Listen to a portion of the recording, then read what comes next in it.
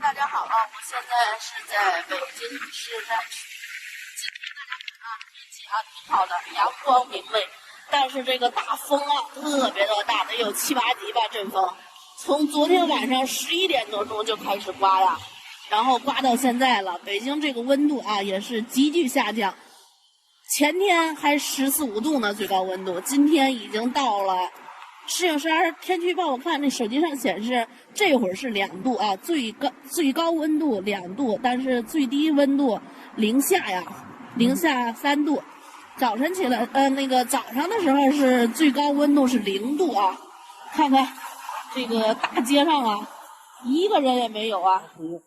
看看树叶昨天还挺多的，树你这一晚上就给刮成光秃秃的了，有的这些树。今年这个说冷就冷了呀，然后看看